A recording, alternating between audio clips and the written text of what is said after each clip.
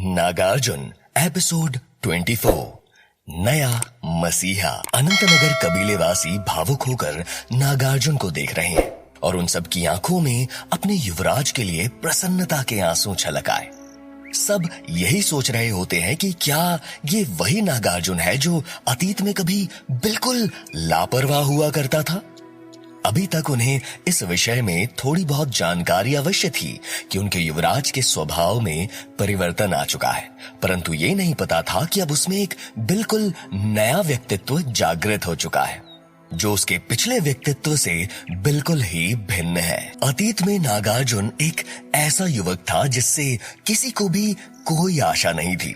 वो किसी और का कोई उद्धार करना तो दूर, स्वयं के भविष्य के लिए भी बिल्कुल उदासीन था और ना ही उससे अनंतनगर कबीले के भावी सम्राट के रूप में किसी को उससे कोई अपेक्षाएं थी। नागार्जुन के पिता की मृत्यु के बाद उनमें से किसी ने भी इस बारे में बिल्कुल नहीं सोचा था कि वो सब ऐसा दृश्य भी कभी देख सकेंगे। अचानक नागार्जुन वहां खड़े रक्षकों और सेविकाओं से पूछता है, अरे तुम लोग खड़े खड़े सोच क्या रहे हो? जैसे ही सभी का ध्यान टूटा वैसे ही नागार्जुन उन सब से एक बार फिर से कहा, ये जो कुछ भी तुम लोग देख रहे हो ये सब तुम लोगों का ही है। आगे बढ़ो और जो कुछ भी तुम्हें पसंद हो उसे निसंकोच होकर ले लो।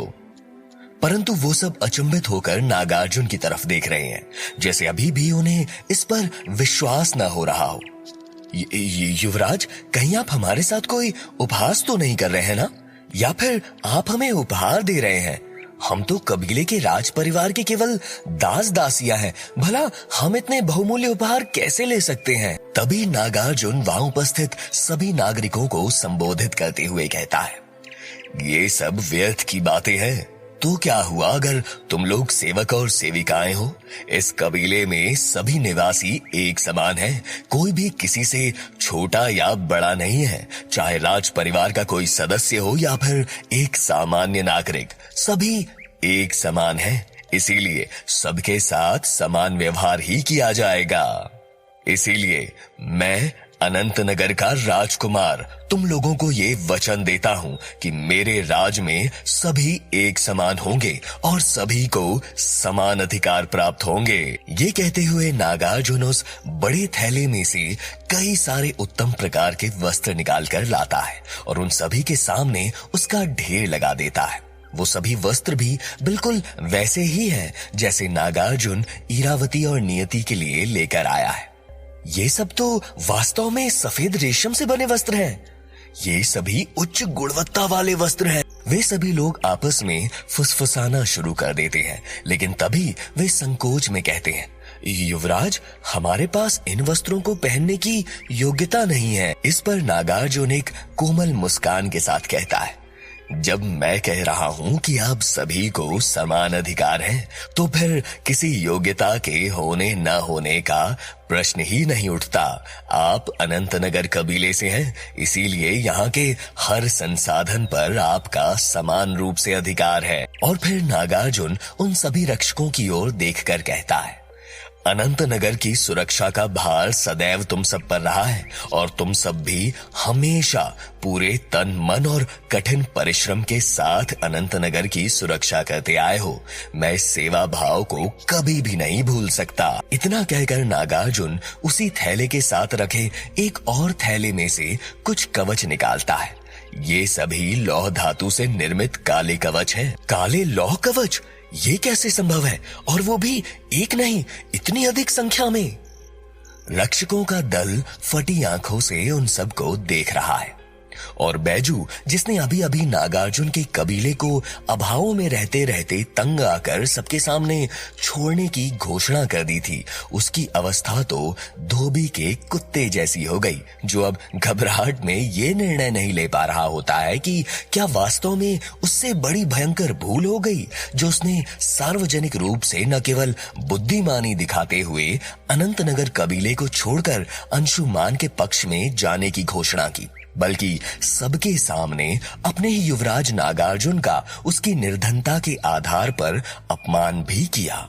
और अब वो घबराहट में ये निर्णय नहीं ले पा रहा है कि अब उसे वास्तव में किस पक्ष में जाना चाहिए। वहीं अंशुमान भी हकलाते हुए उन बहुमूल्य लौह कवचों की ओर संकेत करते हुए पूछने का प्रयास करता है, ये कैसे संभव है? तुम लौह कवच कैसे खरीद सकते हो? उस एक लौह कवच का मूल्य ही कई हजार सिक्के हैं और तुम्हारे पास तो इतना भी धन नहीं था कि तुम युद्ध में प्रयोग होने वाला एक साधारण सा चमड़े का कवच तक खरीद सको। अंशुमान अपना क्रोध जताते हुए कहता है, लेकिन ये सुन नागार्जुन भावहीन चेहरे के साथ उत्तर देते हुए बोलता है, मैं इसे कैसे वहन कर सकता हूँ? ऐसा लगता है कि अभी भी तुम इसी भ्रम में जी रहे हो कि युद्ध के लिए हथियारों, कवचों और अन्य वस्तुओं को वहन करने के लिए केवल तुम और तुम्हारे कबीले के लोग ही सक्षम हैं। पर तुम अब ये अच्छी तरह से समझ लो कि इस कबीले को जिसे तुम निम्न और तुच्छ समझते आए हो, अब उसका वास्तविक कार्यकारी युवराज मैं हूँ और अपने कबीले को किसी भी प्रकार के अभाव में रहने नहीं दूंगा। इतना कहकर नागार्जुन उन कवचों को लेकर अपने कबीले के रक्षकों के सामने आता है और रक्षक दल के अधिपति नामदेव को बुलाता है। नामदेव बूढ़ा परंतु बलिष्ठ कदकाठी का व्यक्ति है। वो उस समय से इस कबीले से जुड़ा है जब नागार्जुन के पिता नागराजन ने इस कबीले का आधार रखा था। उसके बाद से लेकर आज तक वो वर्षों से अनंतनगर कबीले के प्रति वफादारी से अपने कर्तव्य को निभाता आ रहा है। नागार्जुन के बुलाने पर नामदेव तत्काल उस भीड़ में से निकलकर नागार्जुन के सामने आकर पूरी चुस्ती और फूर्ती के साथ प्रसन्न चित्त मुद्रा में खड़ा होकर कहता है, जी युवराज, आपका सेवक नामदेव आपकी सेवा में उपस्थित है। नामदेव, ये सभी लौह कवच लो और सुरक्षा दल के अधिपति होने के नाते 100 लौह कवच तुम इन रक्षकों में वितरित कर दो और इन कवचों की युद्ध कुशलता भी अच्छी प्रकार से जांच लो। ये लौह कवच शीतकाल और ग्रीष्मकाल दोनों ही ऋतुओं में समान रूप से प्रभावी है। इन कवचों को प्राथमिक और द्वितीयक स्तर तक का कोई भी अस्त्र या शस्त्र भेद पाने में सक्षम नहीं है और तृतीय स्तर का शस्त्र भी इसे केवल आंशिक रूप से ही हानि पहुंचा सकता है।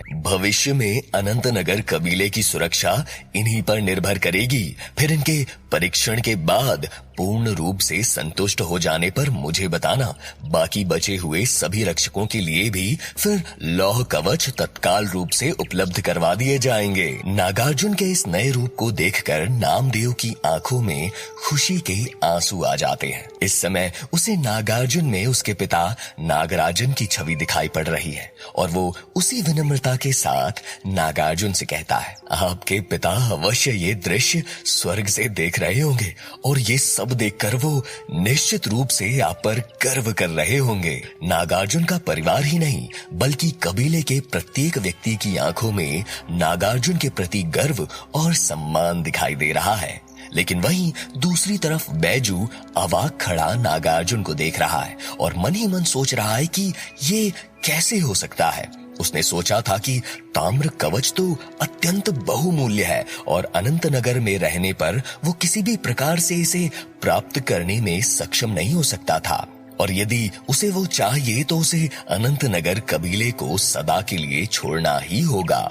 परंतु उसने ये कभी भी आशा नहीं की थी कि उसके अनंतनगर कबीले को छोड़ते ही सारी बाजी ही पलट जाएगी। उसने सोचा भी नहीं था कि नागार्जुन पलक झपकते ही उनके सामने न केवल रक्षकों के पहनने के लिए लौह कवच निकालेगा बल्कि उनके परिवारों के लिए उत्तम प्रकार के वस्त्र, स्वादिष्ट भोजन और विभिन्न प्रकार की ढेर सारी उपयोगी वस्तुओं के अलावा महापर्व के कार्यक्रम को और भी आकर्षक बनाने के लिए बहुत सारी रंग बिरंगी सजावटी वस्तुएं भी निकालकर सामने रख देगा। उन्हें एक ही दृष्टि में देखकर कोई भी कह सकता है कि उनमें से कोई वस्तु सस्ती नहीं थी। सबकी सब एक से बढ़कर एक भव्य और उत्कृष्ट, सभी उपयोग से अधिक तो विलासिता की वस्तुएं हैं। अब बाकी अनंतनगर कबीले के निवासियों की आंखों में बैजू के लिए उपहास दिखाई पड़ रहा है, जो इतने वर्षों तक अनंतनगर कबीले की रक्षा करते करते अंततः उसका धैर्य समाप्त हो जाता है। और उतावलापन दिखाते हुए वो अंशुमान के प्रलोभन की तरफ आकर्षित हो जाता है। बैजू को जल्दबाजी करने के लिए अब स्वयं पर मन ही मन पश्चाताप हो रहा है, परंतु अब कुछ नहीं हो सकता। यदि अब उसने अपना निर्णय बदलने का प्रयास किया तो अंशुमान के दल से भी निकाल दिया जाएगा। इसीलिए उसके सामने अंशुमान के लिए स्वामी भक्ति दिखाने के अतिरिक्त और कोई रास्ता नहीं है। नागार्जुन अंशुमान की तरफ देखता है तो वो अभी भी उसी जगह खड़ा है। उसे नागार्जुन पर इतना क्रोध आ रहा है कि क्रोध से उसका पूरा शरीर कांप रहा है। उसे देखकर नागार्जुन उत्सुकता से पूछता है, मुझे तो लगा कि तुम अब तक जा चुके होगे, पर तुम तो अभी भी यहीं खड़े हो। तुमने मुझे महापर्व का न्योता तो दे ही दिया है ना, तो मेरे विचार से तुम्हारा यहाँ आने का उद्देश्य भी पूरा ही हो चुका है, इसीलिए अब तुम जा सकते हो। और हाँ, जाते जाते अपने साथ अपने नए स्वामी भक्त सेवक बैजू को भी साथ ले जाना। बैजू के चेहरे पर अब लज्जा और क्रोध के मिले जुले भाव आ रहे हैं। बाकी कबीले वासियों की दृष्टि में वो न केवल एक उपहास का पात्र बन चुका है, बल्कि राजद्रोह करने का दोषी भी बन चुका है। इसीलिए वो अब अपनी सफाई में कुछ नहीं कह सकता। तभी नागार्जुन ने कहा, अनंत नगर कबीले का युवराज होने के नाते पूरे कबीले वासियों और उनसे संबंधित हर वस्तु का पूरा उत्तरदायित्व मुझ पर है। और अब यदि तुमने मेरे कबीले के किसी भी व्यक्ति का एक बाल भी अहित करने का प्रयास किया तो तुम्हें सीधे तौर पर मुझसे टकराना होगा। नागार्जुन एक बार फिर से अंशुमान को चेतावनी देते हुए कहता है, और मैं तुम्हें इस बात का विश्वास दिलाता हूं कि जो हाल मैंने तुम्हारे भाई का किया था, तुम्हारा उससे भी बुरा करूंगा। अंशुमान के चेहरे पर एक बार फिर से नागार्जुन के हाथों अपमान के कारण कठोर भाव आ जाते हैं, परंतु फिर भी वो कुटिलता से मुस्कुराते हुए नागार्जुन पर कटाक्ष भाव से कहता है, लगता है कि अनंत नगर कबीले वासियों को तुम्हारे रूप में एक नया मसीहा मिल गया है, पर क्या वास्तव में एक मसीहा बनना इतना ही सरल है? क्या इस नए मसीहा को वास्तव में सभी के दुखों और चिंताओं का कारण ज्ञात है? और सबसे बड़ी बात ये कि क्या वास्तव में तुम्हें अपने सभी लोगों पर आने वाले संकट के विषय में पता है? विशेषकर वो संकट जो शीघ्र ही तुम्हारी प्रिय बहन पर आने वाला है। अंशुमान रहस्यमयी और कुटिल भाव से मुस्कुराकर कहता है। अंशुमान के मुंह से अपनी बहन नियति के विषय में सुनकर नागार्जुन की आंखों में रक्त उतर आता है। आखिर क्या तात्पर्य है तुम्हारा? नागार्जुन अपने जबड़े भींच कर उसे घूरते हुए क्रोध से पूछता है। मेरा तात्पर्य ये है कि मैं तुम दोनों भाई बहन का अपने कबीले के लिए त्याग देखकर वास्तव में बहुत भावुक हो रहा हूँ। वास्तव में दोनों ही भाई बहन बिल्कुल एक जैसे ही हो। जहाँ एक तरफ भाई अपने कबीले के लिए स्वयं को पूरी तरह से बदलने के लिए तैयार है, वहीं दूसरी तरफ बहन भी उनके लिए स्वयं के आत्मसम्मान का बलिदान करने के लिए तत्पर है। अंशुमान! नागार्जुन अचानक क्रोध से तमतमाकर चीख पड़ता है। अब जब अपमान और तिरस्कार सहन नहीं हो रहा तो मेरी बहन के मान पर कीचड़ उछालने का घिनौना प्रयास कर रहे हो? इस पर अंशुमान उसी कुत्सित भाव से मुस्कुराकर कहता है, मुझे ऐसा कोई प्रयास करने की कोई आवश्यकता नहीं है, बल्कि ये पूर्ण रूप से सत्य है। यदि तुम्हें मेरी बात पर विश्वास नहीं तो अपनी ही बहन से क्यों नहीं पूछ लेते? तुम इन सभी वंचितों के नायक बनने का प्रयास कर रहे थे ना, तो मैं भी तो देखूं कि तुम कितने बड़े योद्धा हो। तुम्हारी इस उपलब्धि का क्या लाभ जब तुम अपनी बहन की अस्मिता की ही रक्षा नहीं कर सकते? अंशुमान ने उपहास करते हुए कहा और फिर कटाक्ष भाव से मुस्कुराते हुए अपने सैनिकों को वहां से चलने का आदेश देता है। वहीं आदेश पाते ही वो बैजू का नेतृत्व करते हुए वहां से चला जाता है। वहीं नागार्जुन कुछ देर तक अंशुमान को वापस जाते हुए देखता रहता है और फिर क्रोध से पीछे मुड़कर अपनी बहन की तरफ देखता है और धीरे धीरे उसकी तरफ आगे बढ़ने लगता है। तभी इरावती तुरंत आगे आकर नागार्जुन को रोकते हुए कहती है, रुक जा बेटा, तुझे मेरी सौगंध, तू नियति से कुछ नहीं पूछेगा, इसमें उसका कोई दोष नहीं है। अपनी माँ की बात सुनते ही नागार्जुन क्रोध और हैरानी के मिले जुले भाव से पूछता है, ये आप क्या कह रही हो माँ? इसका मतलब कि वो अंशुमान जो कुछ भी कह रहा था वो सच था? इरावती जो कुछ भी कह रही थी वो सच था। इरावती भावुक होकर रोते हुए बोली, मुझे नहीं पता उसका तात्पर्य सही था या गलत, मैं नहीं जानती। बस मैं इतना जानती हूँ कि हम किसी भी प्रकार से उन लोगों को रोक नहीं सकते, जबकि वे चाहें तो मात्र क्षण भर में हमारे पूरे कबीले के अस्तित्व को समाप्त कर सकते हैं। माँ, अब मैं पूरे कबीले का कार्यकारी प्रमुख हूँ, इसलिए मुझ पर न केवल पूरे कबीले का दायित्व है बल्कि अपने परिवार की संपूर्ण सुरक्षा का भी भार है। भले ही नर्क से यमदूतों की सेना भी आकर मेरे कबीले, मेरे परिवार का अहित करने का प्रयास भी करेगी, तो मेरा ये कर्तव्य बनता है कि मैं न केवल उन्हें किसी भी प्रकार से रोकूं बल्कि उन्हें उसी क्षण समाप्त भी कर दूं। नागार्जुन ने भरपूर आत्मविश्वास से कहा। इसी समय उसके चेहरे का तेज देखकर उसकी माँ इरावती भी एक क्षण के लिए चौंक जाती है। उसके कहने के भाव से स्पष्ट रूप से ऐसा लग रहा है कि ये सब केवल उसके शब्द ही नहीं बल्कि वो जो कुछ भी कह रहा है वो उन्हें पूरा करने की सामर्थ्य भी रखता है। तभी नागार्जुन नियति की तरफ मुड़कर उसे देखता है। वो बस नियति के मुंह से सच सुनना चाहता है। वहीं नियति की आंखें डर से कांप जाती हैं, जैसे कि उसे कुछ बुरा याद आ गया हो। अचानक नागार्जुन आक्रामक रूप से पूछता है, पिछली बार भी जब मैंने पूछा था तो तुमने बात को टाल दिया था। उस समय तो मैंने कुछ नहीं कहा, परंतु अब तुम मुझे केवल सच ही बताओगी। बोलो, सच क्या है?